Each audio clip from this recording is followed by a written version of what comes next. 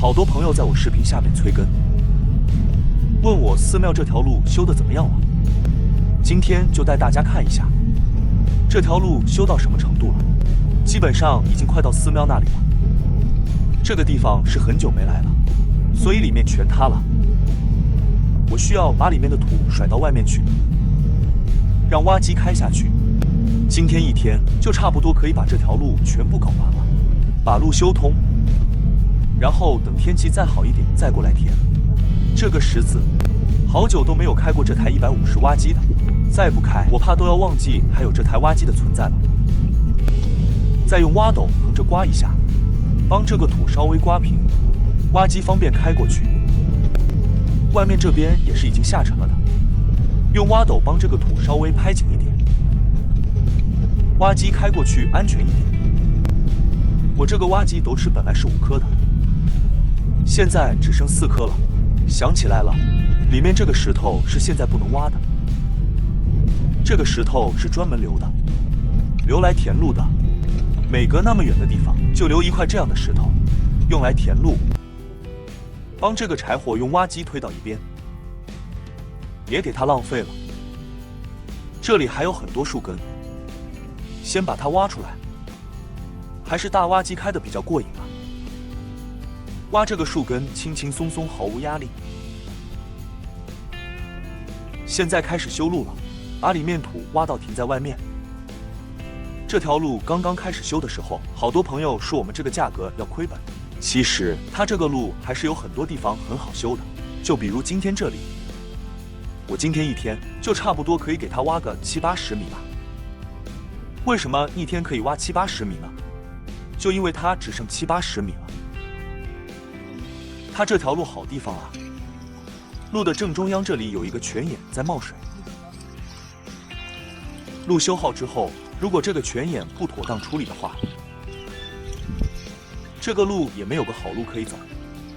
这股泉水还不小嘞，挺大的。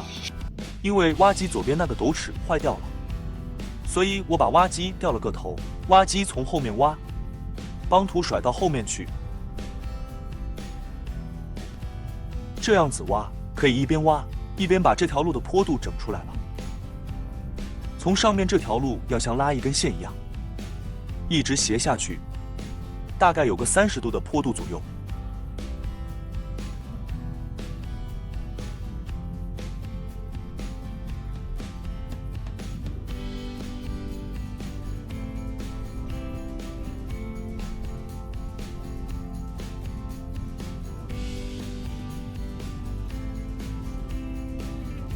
挖机后面这里呢是一个大坑，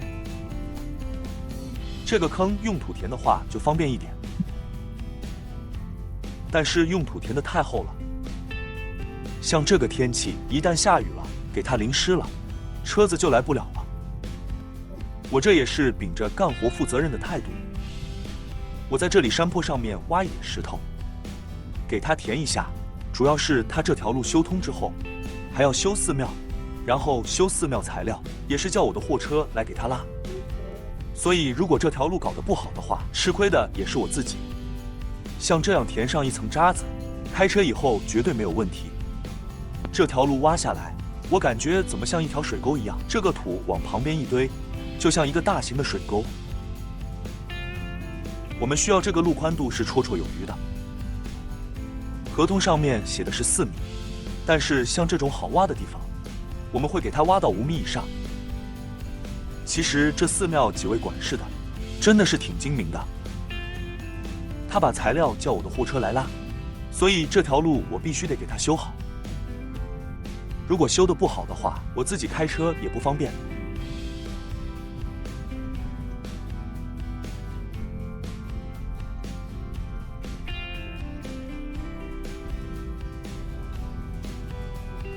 一直挖到路中间有个泉眼的这里，这里不挖了。我爸说叫挖机别开下去，下面太陡了，怕这个水一旦流得太多了，把路流湿了，怕我挖机爬不上来。已经靠近这个寺庙了，这条路基本上是已经算修通了。上面这个坡度太高了，所以等天气好了，还要过来给它砌一个护坡，把这个坡度给降下去。现在挖机往回开，帮沿途的路该修的修，该整的整，保证天气好的时候，我的货车可以过来填石子就行。再来帮这个填好渣子，拍平这个是挖的新路，下面太软了，用挖机斗拍，控制力度，凭着这么拍过来。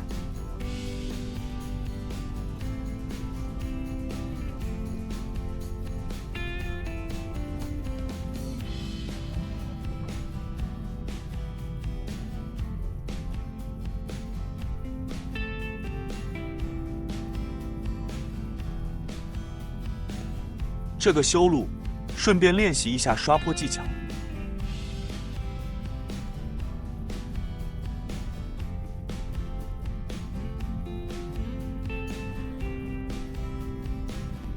剩下的这段路程，就基本上没什么可修的了。开着我的小挖机，带上我的大炮锤。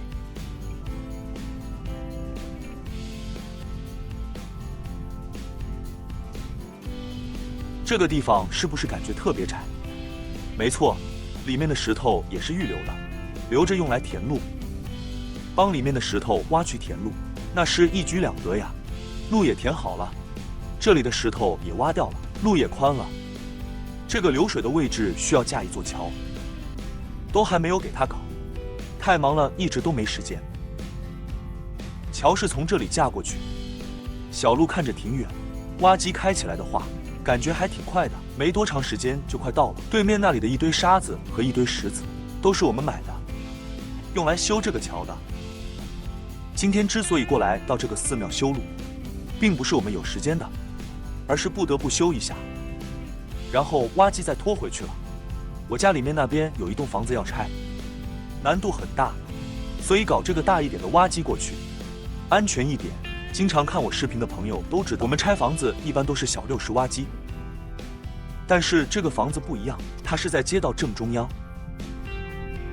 离电线杆子还有隔壁的房子都是紧紧挨着的。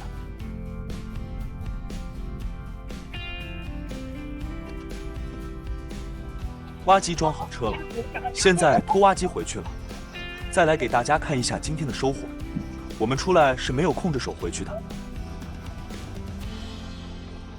挖了3个大竹笋，拿回家炒肉吃。